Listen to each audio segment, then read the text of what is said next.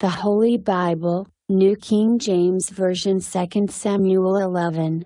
It happened in the spring of the year, at the time when kings go out to battle, that David sent Joab and his servants with him, and all Israel, and they destroyed the people of Ammon and besieged Rabbah. But David remained at Jerusalem. Then it happened one evening that David arose from his bed and walked on the roof of the king's house.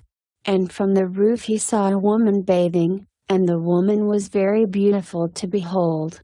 So David sent and inquired about the woman.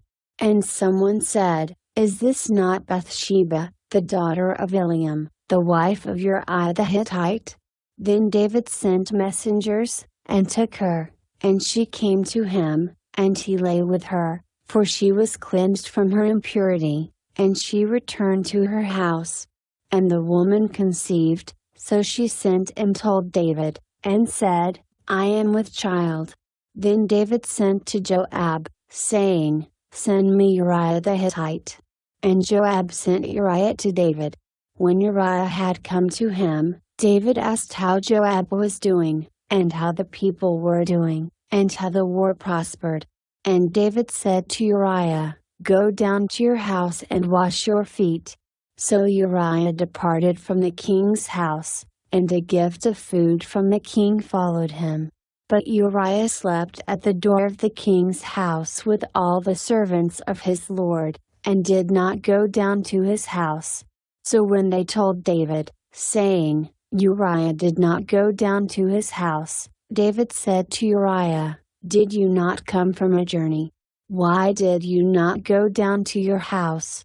And Uriah said to David, "The ark and Israel and Judah are dwelling in tents, and my lord Joab and the servants of my lord are encamped in the open fields.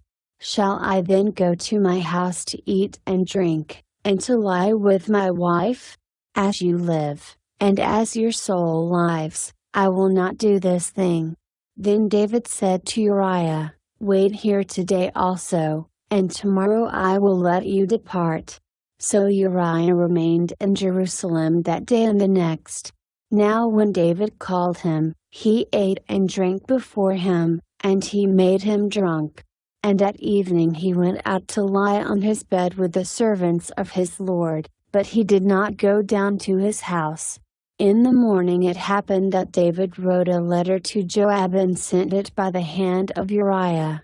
And he wrote in the letter, saying, "Set Uriah in the forefront of the hottest battle, and retreat from him, that he may be struck down and die." So it was, while Joab besieged the city, that he assigned Uriah to a place where he knew there were valiant men. Then the men of the city came out and fought with Joab. And some of the people of the servants of David fell, and Uriah the Hittite died also. Then Joab sent and told David all the things concerning the war, and charged the messenger, saying, "When you have finished telling the matters of the war to the king, if it happens that the king's wrath rises, and he says to you, 'Why did you approach so near to the city when you fought? Did you not know that they would shoot from the wall? Who struck Abimelech the son of Jerubsheth? Was it not a woman who cast a piece of a millstone on him from the wall, so that he died in Thebez? Why did you go near the wall?" Then you shall say, "Your servant Uriah the Hittite is dead also." So the messenger went, and came and told David all that Joab had sent by him. And the messenger said to David, "Surely the men prevailed against us and came out to us in the field, then we drove them back as far as the entrance of the gate. The archers shot from the wall at your servants, and some of the king's servants are dead, and your servant Uriah the Hittite is dead also."